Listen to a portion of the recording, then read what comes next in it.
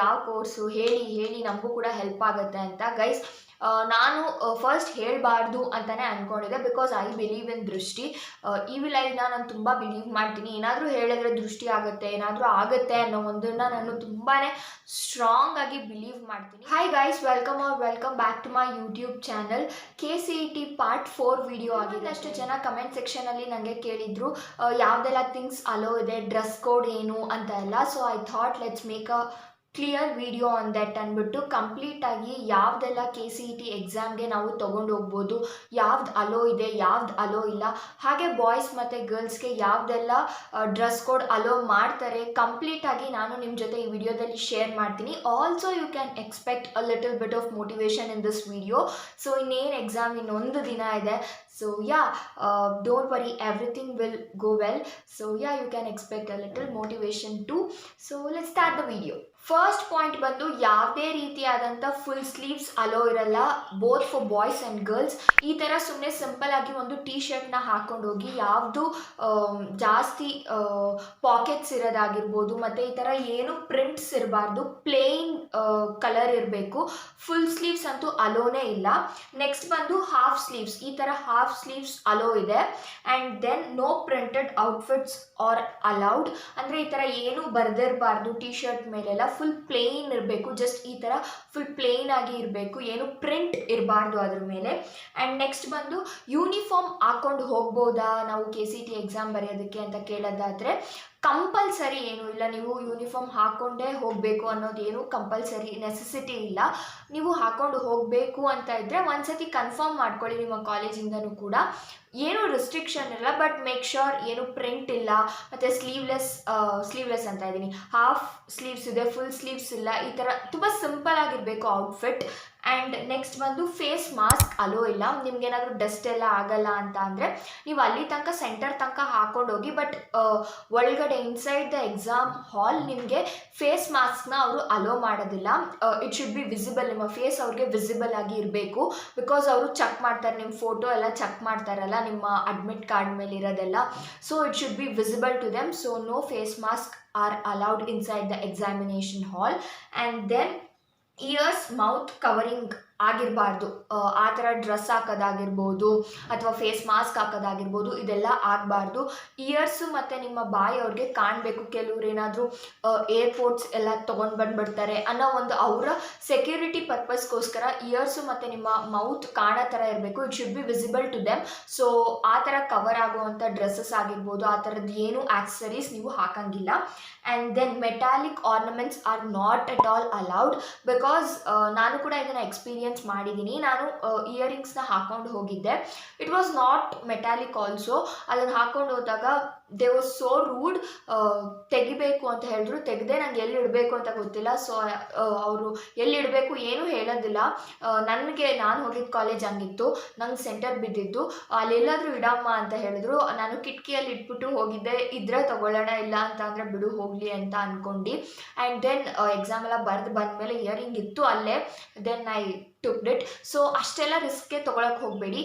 ಯಾವುದು ಈ ಥರ ನೆಕ್ ಚೈನ್ ಆಗಿರ್ಬೋದು ಅಥವಾ ಇಯರಿಂಗ್ಸ್ ಆಗಿರ್ಬೋದು ಏನೂ ಹಾಕ್ಕೊಳ್ಬೇಡಿ. ಇದೆಲ್ಲ jewellery ornaments, especially metallic ornaments are not at all allowed. So ornaments 1-2 ದಿನದ ಮಟ್ಟಿಗೆ ಸ್ವಲ್ಪ ಎತ್ತಿ ಪಕ್ಕಕ್ಕಿಡಿ, ಆಮೇಲೆ you can wear that. So ornaments are also not allowed in the examination ಹಾಲ್.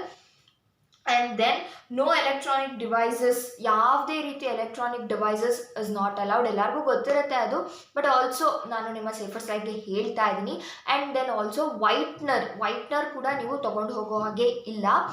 ಮತ್ತು ನೆಕ್ಸ್ಟ್ ಪಾಯಿಂಟ್ ಬಂದು no calculator, no watches, shoes are also not allowed. ಒಂದೇ ಪಾಯಿಂಟಲ್ಲಿ 3 ಹೇಳಿದ್ದೀನಿ. ಒಂದು ಬಂದು ಯಾವುದೇ ರೀತಿಯಾದಂಥ ಕ್ಯಾಲ್ಕುಲೇಟರ್ನ ತೊಗೊಂಡು ಹೋಗೋಂಗಿಲ್ಲ. ಇಲ್ಲಿ ನೀವೇ ಮಾಡೋ ಅಂಥದ್ದು. KCET ಪ್ರಿಪೇರ್ ಆಗೋರ್ಗೆ ಇದೆಲ್ಲ ಗೊತ್ತಿರುತ್ತೆ, ಕ್ಯಾಲ್ಸಿ ಅಲೋ ಇರಲ್ಲ. ಮತ್ತು ಎಷ್ಟೊಂದು ಜನ, ನನಗೂ ಈ ಡೌಟ್ ಇತ್ತು, ಹೇಗೆ ವರ್ಕಿಂಗ್ ಮಾಡೋದು, ಕ್ವೆಶನ್ ಪೇಪರ್ ಮೇಲೆ ಬರಿಬಾರ್ದು ಅಂತ ಯೂಶ್ವಲಿ ಹೇಳ್ತಾರೆ. ಹೇಗೆ ಮಾಡೋದು ಅಂತಂದರೆ, ಕ್ವೆಶನ್ ಪೇಪರ್ ಕೆಳಗಡೆ ನಿಮಗೆ ವರ್ಕಿಂಗ್ಗೆ ಅಂತಲೇ ಸ್ಪೇಸ್ ಕೊಟ್ಟಿರ್ತಾರೆ, ಅಲ್ಲಿ ನೀವು ವರ್ಕೌಟ್ ಮಾಡ್ಬೋದು. ಎವ್ರಿ ಪೇಜ್ ಕೆಳಗಡೆ ನಿಮಗೆ ವರ್ಕಿಂಗ್ಗೆ ಅಂತಲೇ ಒಂದು ಸ್ವಲ್ಪ ಅಮೌಂಟ್ ಆಫ್ ಸ್ಪೇಸ್ನ ಕೊಟ್ಟಿರ್ತಾರೆ, ಅಲ್ಲಿ ನೀವು ವರ್ಕಿಂಗ್ನ ಮಾಡ್ಬೋದು. No calculators, no watches. ನಾವು ಎಲೆಕ್ಟ್ರಾನಿಕ್ ವಾಚಸ್ ಹಾಕೊಳ್ಳಲ್ಲ, ಮಾಮೂಲಿ ವಾಚ್ ಹಾಕ್ಕೊತೀವಿ ಅಂತಂದರೆ no, it is not allowed. ಅವರೇ ಬೆಲ್ ಮಾಡ್ತಾರೆ ಆ್ಯಂಡ್ ಅವರೇ ಅಲ್ಲಿ ಗಡಿಯಾರನ ಕೂಡ ಹಾಕಿರ್ತಾರೆ. ಬೆಲ್ಲು ಕೂಡ ಅಷ್ಟೇ, ಒಂದೊಂದು ಬೆಲ್ಲು ಒಂದೊಂದು ಟೈಮಿಂಗ್ನ ಇಂಡಿಕೇಟ್ ಮಾಡುತ್ತೆ ಅಂತೆ.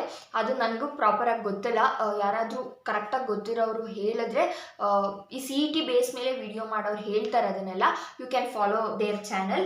ಆ್ಯಂಡ್ ಶೂಸ್ ಮಾತ್ರ ಅಲೋವೇ ಇಲ್ಲ, ಸಿಂಪಲ್ ಬೇಸಿಕ್ ಚಪ್ಪಲ್ನ ಹಾಕೊಂಡು ಹೋಗಿ, ಶೂಸ್ ಎಲ್ಲ ಅಲೋ ಮಾಡಲ್ಲ, ಮತ್ತೆ ತೆಗೆಸಿ ನೀವು ಒಳಗಡೆ ಹೋಗಬೇಕಾಗತ್ತೆ. So shoes are not allowed. And then ನಾನು ಎಲ್ಲನೂ ನೋಟ್ ಡೌನ್ ಮಾಡಿ ಇಟ್ಕೊಂಡಿದ್ದೀನಿ, ಯಾವುದನ್ನು ಮರಿಬಾರ್ದು ಅಂದ್ಬಿಟ್ಟು. ಯು ಗೈಸ್ ಕ್ಯಾನ್ ಸಿ ಎಲ್ಲ ನೋಟ್ ಡೌನ್ ಮಾಡಿ ಇಟ್ಕೊಂಡಿದ್ದೀನಿ, ಬಿಕಾಸ್ ಯಾವ ಪಾಯಿಂಟು ನಾನು ಮಿಸ್ ಔಟ್ ಮಾಡ್ಕೋಬಾರ್ದು ಅಂದ್ಬಿಟ್ಟು. ಆ್ಯಂಡ್ ದೆನ್ ಯಾವುದೇ ರೀತಿ ಪೆನ್ಸಿಲ್ ಅಲೋ ಇರಲ್ಲ, ಇದು ನಮ್ಮ ಕಾಲೇಜಲ್ಲಿ ನನಗೆ ಹೇಳಿದ್ದು. ಯಾವುದೇ ಪೆನ್ಸಿಲ್ನ ತೊಗೊಂಡು ಹೋಗೋ ಆಗಿಲ್ಲ. And then blue or black ball point pen use ಮಾಡಬೇಕು. ಬ್ಲೂ ಅಥವಾ ಬ್ಲ್ಯಾಕ್ ಕಲರ್ ಬಾಲ್ ಪೆನ್ನನ್ನೇ ಯೂಸ್ ಮಾಡಬೇಕು. No ink pen and no gel pen are allowed. ಯಾಕೆ ಯೂಸ್ ಮಾಡಬಾರ್ದು ಅಂತ ಅಂದರೆ, ನಿಮ್ಮ OMR ಶೀಟ್ ಎಲ್ಲ ಏನು ಸ್ಕ್ಯಾನ್ ಆಗುತ್ತಲ್ಲ, ಅದು ಇದನ್ನು ತಗೊಳ್ಳಲ್ವಂತೆ ನೀವು ರೌಂಡ್ ಅಪ್ ಮಾಡಿದರೆ ಇಂಕ್ ಅಥವಾ ಜೆಲ್ ಪೆನ್ನಲ್ಲಿ. So it is better and best to use black or blue ball pen. Usually black use ಮಾಡ್ತಾರೆ, ಬಟ್ ಬ್ಲ್ಯಾಕ್ ಅಥವಾ ಬ್ಲೂ ಬಾಲ್ ಪೆನ್ನೇ ಯೂಸ್ ಮಾಡಿ. Don't use ink or gel pen. Use ಮಾಡಿಬಿಟ್ಟು ನಿಮ್ಮ ಎಫರ್ಟ್ಸ್ನೆಲ್ಲ ವೇಸ್ಟ್ ಮಾಡ್ಕೋಬೇಡಿ guys. And then pencils also ಇಲ್ಲ. And don't wear lot of pockets ಜಾಸ್ತಿ ಇರೋ ಪ್ಯಾಂಟ್ಗಳು ಶರ್ಟ್ಗಳನ್ನ ಅಲೋನೇ ಮಾಡಲ್ಲ. ಜಾಸ್ತಿ ಪಾಕೆಟ್ಸ್ ಎಲ್ಲ ಇರಬಾರ್ದು. ನೀವು ಸುಮ್ಮನೆ ಪಾಕೆಟ್ ಇಲ್ಲದೇ ಇರೋ ಅಂಥ ಪ್ಯಾಂಟ್ನ ಹಾಕೊಂಡೋಗಿ ಈ ಥರ ಪ್ಲೇನ್ ಟಿ ಶರ್ಟ್ನ ಯೂಸ್ ಮಾಡಿ, ವಾಟ್ ಐ ರೆಕಮೆಂಡ್. ಮತ್ತು ಯಾವುದೇ ರೀತಿ ರೈಟಿಂಗ್ ಪ್ಯಾಡ್ಸ್ ಅಲೋ ಇರಲ್ಲ. ಜಸ್ಟ್ ಒಂದು ಶೀಟ್ ಕೊಡ್ತಾರೆ, ಆ ಬೆಂಚ್ ಇರುತ್ತೆ, ಅದ್ರ ಮೇಲೆ ನೀವು ಇಟ್ಕೊಂಡು ಆರಾಮಾಗಿ ಬರಿಬೋದು ಕಣ್ರಪ್ಪ. ಯಾವುದೇ ರೀತಿ ಟ್ರಾನ್ಸ್ಪರೆಂಟು ಎಂಥದ್ದೂ ರೈಟಿಂಗ್ ಪ್ಯಾಡ್ನ ತೊಗೊಂಡೋಗಿ ಅದು ಸುಮ್ಮನೆ ಸೀನ್ ಮಾಡ್ಕೋಬೇಡಿ. ಆ್ಯಂಡ್ ನೆಕ್ಸ್ಟ್ ಬಂದು water bottle is not allowed ಅಂತ ನಾನು ಅಂದ್ಕೊಂಡಿದ್ದೀನಿ. ಐ ಥಿಂಕ್ ವಾಟರ್ ಬಾಟಲ್ ಇರಲ್ಲ ಅಂತ, I don't know about that properly. So ಇಷ್ಟು ಪಾಯಿಂಟ್ಸ್ನ ನಾನು ಮೇಜರಾಗಿ ನಿಮಗೆ ಕನ್ವೆ ಮಾಡಲೇಬೇಕಿತ್ತು. So I thought let's make a video on this and make it clear to all of you guys ಅಂದ್ಬಿಟ್ಟು ಈ ವಿಡಿಯೋನ ಮಾಡಿದ್ದೀನಿ. ಹೋಪ್ ನಿಮ್ಗೆ ಇದು ಇಷ್ಟ ಆಗುತ್ತೆ ಅಂತ, ಎಲ್ಲರೂ ಓದ್ಕೊಂಡಿದ್ದೀರಾ ಅಂತ ಅಂದ್ಕೊಂಡಿದ್ದೀನಿ. ಹಾಗೆ ಎಷ್ಟೊಂದು ಜನ ಕಮೆಂಟಲ್ಲಿ ಕೇಳ್ತಾನೆ ಇದ್ರಿ, ನಿಮ್ದು ಯಾವ ಕೋರ್ಸು ಹೇಳಿ ನಮಗೂ ಕೂಡ ಹೆಲ್ಪ್ ಆಗುತ್ತೆ ಅಂತ. ಗೈಸ್, ನಾನು ಫಸ್ಟ್ ಹೇಳಬಾರ್ದು ಅಂತಲೇ ಅಂದ್ಕೊಂಡಿದ್ದೆ, ಬಿಕಾಸ್ ಐ ಬಿಲೀವ್ ಇನ್ ದೃಷ್ಟಿ. ಈವಿಲ್ ಐನ ನಾನು ತುಂಬ ಬಿಲೀವ್ ಮಾಡ್ತೀನಿ. ಏನಾದರೂ ಹೇಳಿದ್ರೆ ದೃಷ್ಟಿ ಆಗುತ್ತೆ, ಏನಾದರೂ ಆಗುತ್ತೆ ಅನ್ನೋ ಒಂದನ್ನು ನಾನು ತುಂಬಾ ಸ್ಟ್ರಾಂಗ್ ಆಗಿ ಬಿಲೀವ್ ಮಾಡ್ತೀನಿ. ನಾನು ಯಾವುದೇ ಒಂದು ಸಣ್ಣ ಕೆಲಸ ಆದ್ರೂ ನಾನು ಆಗೋಕ್ಕೆ ಮುಂಚೆ ಯಾರಿಗೂ ಹೇಳೋದಿಲ್ಲ. ಸೊ ಎಷ್ಟೇ ಇದಾಗಿದ್ದರೂ ಕ್ಲೋಸ್ ಆಗಿದ್ದರೂ ನಾನು ಅದನ್ನು ಹೇಳಲ್ಲ ಆಗೋವರೆಗೂ. ನನಗೇನೋ ಅದು ಒಂದು ಎಲ್ಲರಿಗೂ ಒಂದೊಂದು ಬಿಲೀವ್ ಇದ್ದಂಗೆ ನನಗೂ ಒಂದು ಬಿಲೀವ್ ಇರುತ್ತಲ್ವ. ಅದಕ್ಕೆ ನೀವು ಎಷ್ಟು ಮಾಡಿದ್ರು ಹೇಳ್ತಾ ಇಲ್ಲ, ಬಿಲ್ಡಪ್ ಹಂಗೆ ಹಿಂಗೆ ಅಂತ ಎಲ್ಲ ಕಮೆಂಟಲ್ಲೆಲ್ಲ ಕಮೆಂಟ್ ಮಾಡ್ತಾ ಇದ್ದೀರಾ. ನಾನು ನೋಡ್ತೀನಿ ಕಮೆಂಟ್ಸ್ ಎಲ್ಲ. ನಾನು either bad comment are good comment, ನಾನು ಎರಡಕ್ಕೂ ಲೈಕ್ ಕೊಡ್ತೇನೆ, ಬಿಕಾಸ್ ನಿಮ್ಮ ಎಫರ್ಟ್ಸ್ ಅದು. ಆ್ಯಂಡ್ ನೀವು ಕಮೆಂಟ್ ಮಾಡೋದ್ರಿಂದ ನಮ್ಮ ವಿಡಿಯೋ ಎಂಗೇಜ್ ಆಗುತ್ತೆ. ಸೊ ನಾನು ಲೈಕ್ ಮಾಡ್ತೀನಿ, I don't mind at all. But ನಿಮಗೆ ನನ್ನ ಕೋರ್ಸ್ ಯಾವುದು ಅಂತ ಡೆಫಿನೆಟಾಗಿ ನಾನು ತಿಳಿಸ್ತೀನಿ. ನಾನು ಎಲ್ಲೂ ತಿಳಿಸ್ದೆ ಹೋಗ್ಬಿಡಲ್ಲ, ಹೇಳ್ತೀನಿ. ಸ್ವಲ್ಪ ಪೇಷನ್ಸ್ ಇಟ್ಕೊಂಡು ಕಾಯಿರಿ. ಇಲ್ಲ ಅಂತ ಅಂದರೆ ನಿಮ್ಮ KCET ರಿಸಲ್ಟ್ ಬಂದಿದ ತಕ್ಷಣವೇ ನಾನು ಯಾವ ಕೋರ್ಸ್ ಮಾಡ್ತಾಯಿದ್ದೀನಿ ಅಂತ ಹೇಳ್ತೀನಿ. ನಾನು ನಿಮ್ಗೆ ಏನಾದರೂ ಹೇಳಬೇಕು ಅಂತ ಅಂದರೆ, ಈ ವಿಡಿಯೋಗೆ ನೀವೇನಾದರೂ 100 ಕಮೆಂಟ್ಸ್ ಮಾಡಿದ್ರೆ ಡೆಫಿನೆಟಾಗಿ ಅದನ್ನು ಶೇರ್ ಮಾಡ್ತೀನಿ ನಾನು. ಸೊ ಪ್ಲೀಸ್ 100 ಕಮೆಂಟ್ಸ್ ಇರಬೇಕು ಈ ವಿಡಿಯೋಗೆ. ಸೊ ಪ್ಲೀಸ್ 100 ಕಮೆಂಟ್ಸ್ ಮಾಡಿ. ನಾನು ಯಾವ ಕೋರ್ಸ್ ಮಾಡ್ತಾ ಇದ್ದೀನಿ ಅಂತ ತಿಳ್ಕೋಬೇಕು ಅಂತ ಇದ್ದರೆ ಮಾತ್ರ, ಐ ಆಮ್ ಸ್ಪೆಸಿಫೈ ಮಾಡಿ ಹೇಳ್ತಾ ಇದ್ದೀನಿ, ನಿಮಗೆ ನಾನು ಯಾವ ಕೋರ್ಸ್ ಮಾಡ್ತಾ ಇದ್ದೀನಿ ಅಂತ ತಿಳ್ಕೋಬೇಕು ಅಂತ ಇದ್ದರೆ ಮಾತ್ರನೇ ಕಮೆಂಟ್ ಮಾಡಿ, ಇಲ್ಲ ಅಂತ ಅಂದರೆ ಮಾಡೋಕ್ಕೆ ಹೋಗಬೇಡಿ.